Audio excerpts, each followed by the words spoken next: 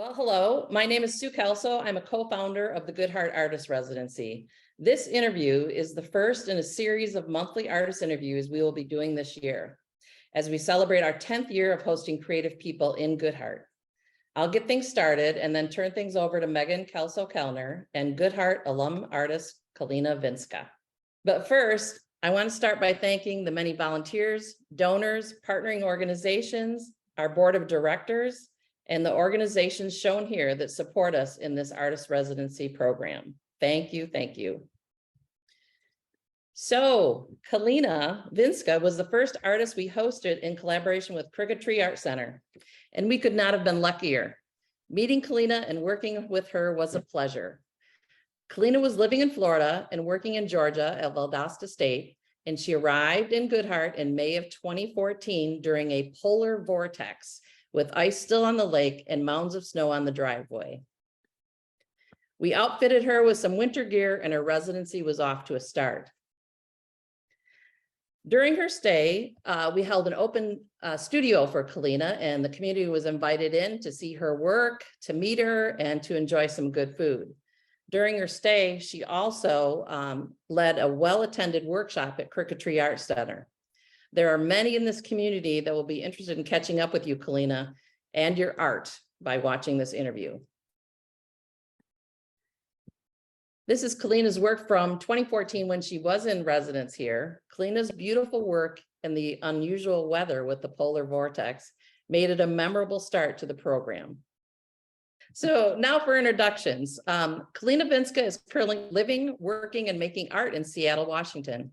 And we look forward to hearing more about what she's doing now. Can you please give us a quick hello, Kalina? Hello, everyone. All right, thank you. Megan Klco-Kellner is an artist, Good Hart board member, and a visiting professor at Grand Valley State University. She will be interviewing Kalina. I'm going to turn it right over you to now, Megan, to get the interview started. Thank you to both of you. Great, thank you. Kalina, it's really exciting to see your work after so much time has passed. And I know I've been just kind of following you on Facebook and getting to see the way that your work has changed over time. So yeah, really excited to take a peek at your studio today and find out about what you've been working on.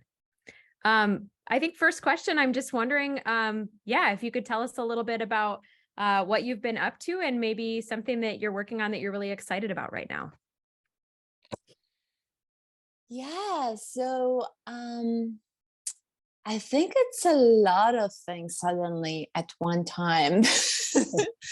So there's two extremely exciting opportunities that I'm preparing right now for, and they will culminate in exhibitions and installations in the summer of 2023.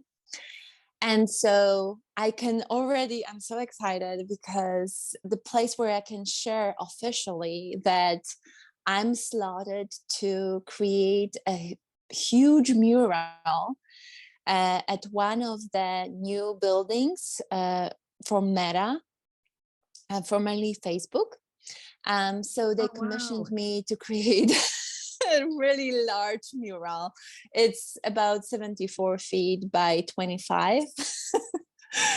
I've never done such huge paintings, so this is exhilarating, exciting, and nerve-wracking. Yeah. And so this is going to happen in the summer. And I've already prepared quite a bit, and yeah, there will be soon several new images coming out of the preparation and the development of design and just basically work that is happening towards it. And then another is also a large three-dimensional installation that is going to be installed in June of 2023, before Meta mural commission. It will be installed at the San Juan Island Museum of Art, and my three-dimensional installation will be hanging there.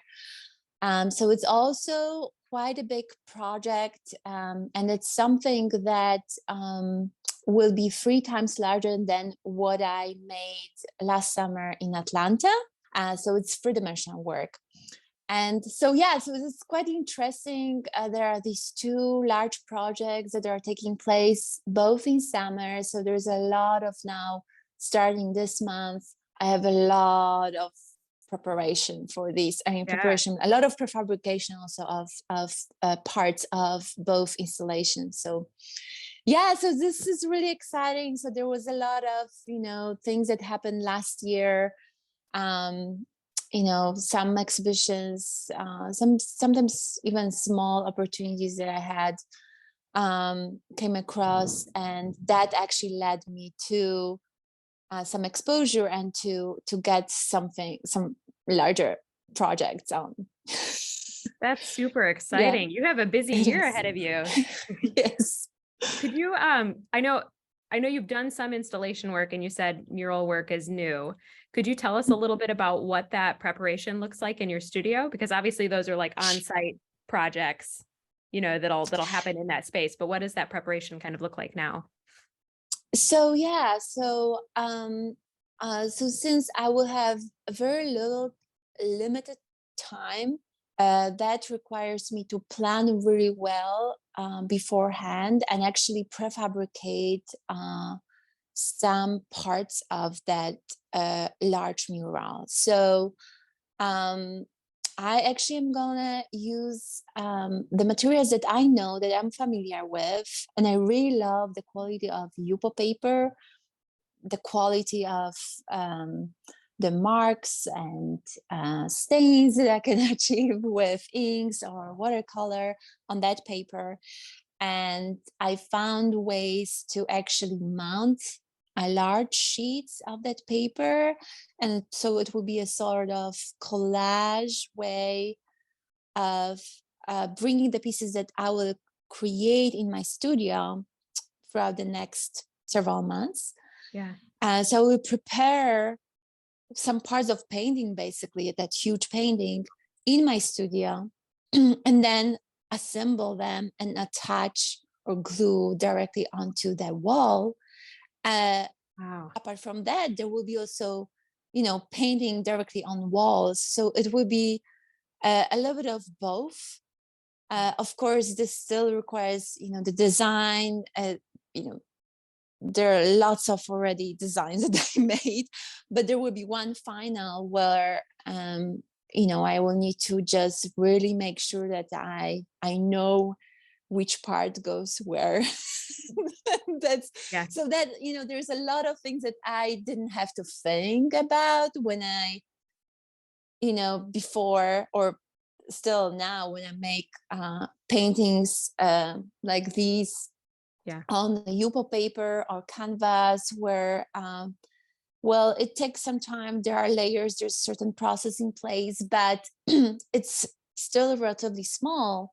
So I don't really need to plan that much. And I don't like, right? Because it's that spontaneity is extremely important in certain layers or stages of the painting development.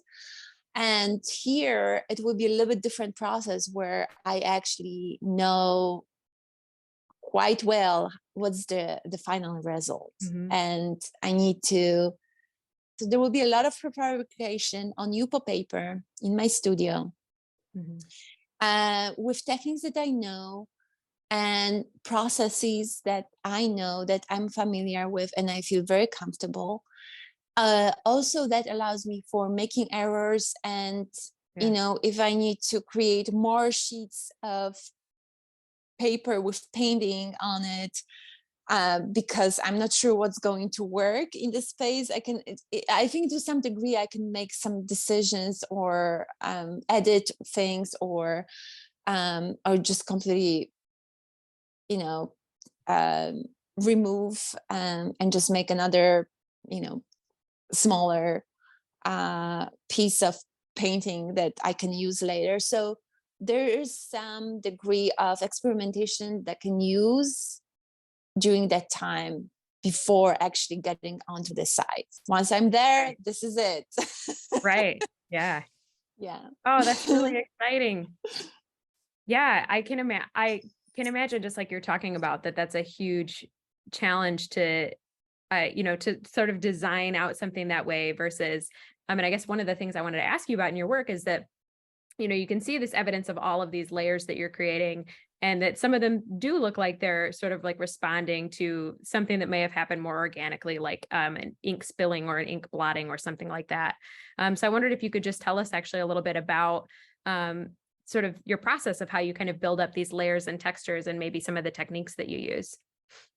Sure. So yeah, so I like overall what really like what's the final version of painting is, it depends on the process. Actually, I just think like this is what defines actually Yeah. the entire painting, and I rely heavily on those processes, and they're fairly simple, but also there's a certain order that I need to follow, and within that order there's a lot of freedom. So this is how it works. Okay. Okay. So first, it's very, very free flowy, very free process of basically dancing around the large sheet of paper on the floor, just slashing that paper with stains of paint. Very free process. Like there's little of my judgment that I involve, and it's pretty fun, very physical. I don't restrict myself so much to even like what kind of color, like it's very rough estimation what kind of colors I'm going to use. And I'm not afraid of like mixing things that I don't know if they're gonna work. And I'm always thinking, oh, if this becomes, that part becomes kind of brown and ugly and dirty in terms of color mixing, then I know that in the next stage I can cover it up. Right. So that's really releasing any type of tension for me, and it's a lovely time. So so it's a lot of water that I mix with watercolors or inks. More often these are acrylic inks, because I really would like them, once they dry, and those stains to not react with water. So I found that acrylic inks work well. However, I sometimes mix those with gouache, that is regular gouache, not even acrylic gouache. And I found there's something interesting happening. Maybe the difference in surface tension, density or something, that where I mix this with inks or watercolors with a huge amount of water, some very, very interesting stains happen, like really unusual, and I love that. So there's a little bit of manipulation with maybe how those things happen, or how, sometimes I help myself with brush because I feel like, oh, I need to just like develop a little bit that color over this, but still it's so little. And then these are like puddles of water, so sometimes it spills over the floor and I need to clean the floor. That's fine. And I need to wait. Actually, sometimes I wait 2-3 days for this to dry. So this is the very first stage. And then I come back and I start making decisions, which parts I really like and I want to preserve to the very end. Hopefully. And there are some parts that I don't like and they don't look good, or color just interaction turned out to be terrible. And I just can't stand that. So I just basically start laying down that flat color. And so usually I pick one of the colors that may happen in that mixture that already was in those stains, or maybe not, or maybe it's something totally opposite. So, for example, here I was using a lot of that fluorescent yellow. I decided on that. And so then these flat color shapes, they add naturally some structure. Sometimes I make them like sharp edges, something that contrasts the organic quality of those stains that happened earlier. Yeah, so then so here is some pinks that I added, and there are some other things that happen later on top of it, but there are some that of that organic quality. This is actually canvas that that happened in the very first stages, and I preserve that part, and then this color blocks it. So that's the word that I would use. I block with that flat color some parts of the painting. At the same time, I cover the parts that I don't like. And then I also introduce some black or dark, very, very dark color. And at some point I began doing this because I was looking at images of weather radar images generated by the computer. And there's this weird cosmic kind of space that is dark. Yes, and so I began introducing it just to have a little bit of a reference to these type of images. And so naturally it just, the image becomes kind of collaged like looking, but there's nothing collaged really. It's just working with layers, creating that kind of fragmentary feel to the image. Once I have this blocked out, some of that organic, of those organic shapes preserved, then I just start layering more on top of it and make more decisions based on what happened.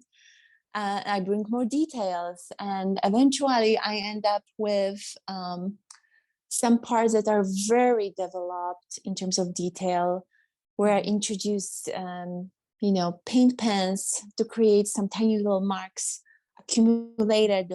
I'm accumulating those marks over and over to create shapes of clouds, for example, or shapes that resemble clouds or smoke, as this type of ephemeral kind of image that may take you, that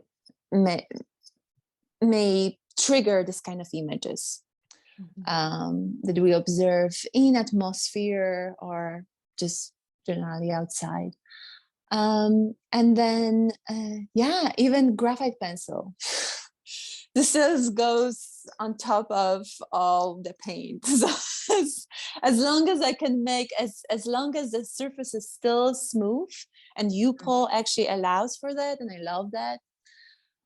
Sometimes I subtract some paint from some areas because I really want to bring the idea of the cloud-like shape. And then that also allows me to, for the graphite pencil, for all those tiny marks to stand out more, to create more contrast with the paper. And those tiny marks at some point just began mean something. And so if you look up really, really close, you can actually decipher and start reading them. And it's just a bunch of CO2s, CH4s. So those chemical formulas of greenhouse gases. So it didn't happen overnight that I came up with all those ideas. It was just a process of several years that, I was just making something in my studio, then reading, then thinking about like how to bring some of the issues that I was interested in into my art. So it's abstract, but it's not exactly abstract. There is some subtle message. Oh, wonderful. Yeah, I'm glad that you referenced some of the references that you're making in some of those tiny details to like weather patterns and greenhouse gases, and the radar imagery is super interesting. obviously all of those kind of connect to like climate and climate patterns and climate change. I was wondering if you could talk a little bit more about, just what do you hope the viewer takes away when they spend some time with one of your paintings? You know what? I really enjoy when people just don't try so hard to decipher what they're looking at. And I just love that if they loosely somehow start thinking about, I don't know, clouds or smoke or mapping, I'm like, yeah, that's great. Yes. What else do you see there? As long as there's a little bit of that ethereal kind of idea that they get or they see and they enjoy, or that, sometimes the colors are so striking and it feels so toxic. I like that they react to it. That there is always reaction of like, wow, this is so vibrant. Why is it so vibrant? And then they come with all those ideas that kind of circulate around the idea of weather or mapping or diagram. And this is just enough for me to know that there's a dialogue, and they actually like then they are intrigued more. And we just started a very interesting conversation, and he was like, this looks like all those maps that I was getting before flying out. So apparently he was a former he was flying the planes, right? So it just so that's what I was in the 80s, 70s before the computers came. He was just like, yeah, that's what we were seeing, all those maps, and this is totally looking like planes, like shredding or going through the clouds. How validating in those moments where somebody does make that connection, like you mentioned with the pilot, like recognizing some of that imagery. No, this is very interesting because I'm like, I'm like, wow, yeah, I didn't know that I would be that close to something that is so real. Yeah, it's sure. really my imagination. Kalina, I'm not sure how mobile you are, but could you show us a little bit more of your studio space?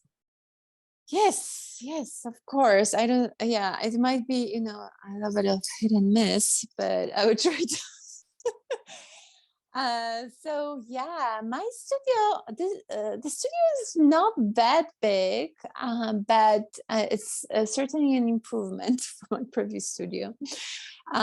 So in the corner here of the studio, I have basically, it's like a storage part of my studio, rack with my paintings, canvases or large framed works. I have some hanging, I call them shells. So basically these are frames that are empty, that are prepared for framing in the future. The rest of my paintings on Yupo paper. So this is mostly stored my works here, larger works, and some smaller as well. And then some type of a cart on wheels, very, very useful things. So I can, I don't know if you can see, it's a little bit hard to coordinate. And then I have some type of little installation going on the walls with some small works, quiet works, that I'm a little bit experimenting with. Some small framed works here, of course, heaters, because it's quite cold here. You often work in a really wide range of sizes. I do, but so I really like working large. So, like this canvas, this large piece of paper or larger. But people are also interested in small works. So I began working more on some watercolors and some smaller works on panel. So some of that sort of display that I created here in my studio is actually from the holiday sale. So this is, for example, the idea that I came up with, like how to present the cards, and I wanted to sell cards of my works, just to have a different price range for Perfect. different types of works. And those cards were pretty hot, so Nice. so but it was a way to display. So basically these are prints of my larger works made into cards, and a lot of people really like them. I have some little plants here. I was away for almost 2 weeks, so they are kind of poorly doing right now, but some collaged works here. So it's so funny because my works look like collages, but they are not. And then I made like literally 3 or 4 works where I collage different pieces of paper from my like studio ephemera, basically, that I put together, and then I ran a sewing machine through them. And that actually came out with pretty interesting experimental type of work, and people actually are very excited about these. So I thought I should make more, and the size is also pretty manageable. So this is something that I need to come back to. So some watercolor, so a lot of variety, definitely. Some prints here as well, fine art prints that I made in limited edition and I've been selling. So we house in this complex. It's called Equinox Studios. My studio is located in Equinox Studios. Equinox Studios is 3 large buildings in Georgetown, plus several different in several different locations, sort of satellites. And it's a really amazing complex consisting of studios for artists and craftsmen. It's pretty amazing because the community is here. We have open studios once per month, and that's amazing. Lots of people are coming. I love that. We open the studios, the studio doors, and especially the last holiday season, it was pretty huge volume of people came to see art and buy. Have you noticed any changes in your work with relocating? I know you're previously located in Georgia, which is a totally different climate than Seattle. Has that influenced the way you're working at all? Yeah, I don't know. I think a lot of the concept and the process and a lot of ideas that really kind of created my style in the last 10 years, they actually formed in Georgia, in the South. And I think definitely the intensity of light there and intensity of colors in that light, they really influenced my work quite a bit. It wasn't like that. And my works in the residency were really subdued. There was barely any color. I don't know. I just started. I remember I don't know, there was maybe some type of crisis after I graduated from from the program, but it took me a while to get to color. Like I started with just drawings, graphite pencil on paper, on white paper, and that was it for quite a bit of time. And then I was trying to really figure out like how to avoid color in a way. But things began changing as I was developing my ideas and the style, and and I was just thinking, well, I'm just looking at these images that are computer generated of the images of weather, satellite images, and radar images, and there's this eerie, weird, intense color that is so unnatural. And those fluorescent colors, it's like this. I need to start introducing that into my work. And I don't know, that pushed me to just face color and like really rethink my relationship with color.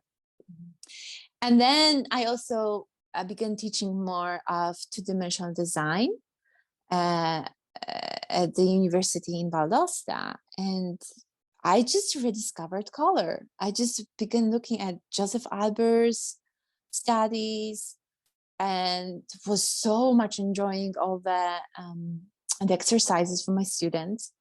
And I was like, oh my God, color is amazing. And began enjoying it. Suddenly I understood more how to put colors together and how to not be afraid of trying to find new ways of putting together colors into some new configurations. I find ways to like work with colors that you at first think they will never go together, but then find ways compositionally to make that happen in the painting, to make that painting exciting. And at first you feel like, oh, just nothing possibly could work in this painting in terms of color, but it somehow works. And it's like I just began looking into ideas of, from the point of design in my work, to find that sweet point where I feel like, oh my God, it's so crazy. It's about to fall apart, but it's not falling apart. It's just that moment that it's still holding. And I felt like, oh, this is exciting to look at. And this is also exciting for me to get to that in the process. Like that's, I think, what guides me. That it's just like, I never know at the end how that painting is going to turn out. And it just really, it depends on what the step before happened. Like what was there, what kind of color I used, what kind of stain, what kind of mark. Yes. So it's really, it became like really exciting thing to do in my studio, and just feels like there are endless possibilities with color, with design, with the overarching theme that is very freeing. And I think the process just became this thing that allows me to do that, because it's at the end, well, there is some language that I developed, yes, but there is this process that just gives me so much freedom and structure at the same time. And I know that I'm as I will be fine if I follow that process that I'm familiar with. I know that within each step, I can do a lot of crazy things, and I will still figure it out somehow. I will still pull it out at the end. Oh, I can totally relate to what you're saying. I'm teaching 2D and color too right now, and I feel like I'm having a similar revelation where you just like, when you're teaching students, to experiment within these boundaries, then you have to re-figure out how to do that yourself again or something. That's exciting. Yeah, that's really exciting.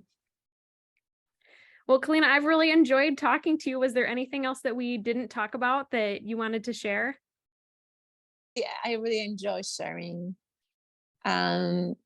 with others, that, because it's like really sometimes it's so hidden from the process, like how I think about work, from the actual work at the end, the actual final product, that I think it's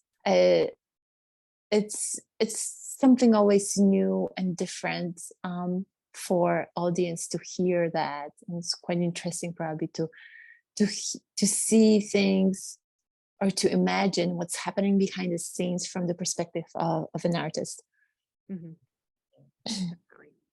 Okay, I hate to interrupt something beautiful here, but I'm going to jump in and come to the end of the interview in this Zoom, but Kalina, it was just thoroughly enjoyable to hear the passion in your voice about what you do. And we were honored to have you as a resident here, 10 years ago now, and honored to, be able to follow your work and see your beautiful work. So thank you so much for everything you shared in the interview today. So, and wonderful. I hope you have wonderful time planning and doing all that preparation for the work on Meta. And I want to say it right, but San Juan Island, is it? San Juan Island Museum of Art. Museum of Art. So it sounds like you have a phenomenal year ahead of you, and just, good luck with all that. So, all right, I'm going to cut it off here. Thank you. And until the next time. All right. Thank you so much.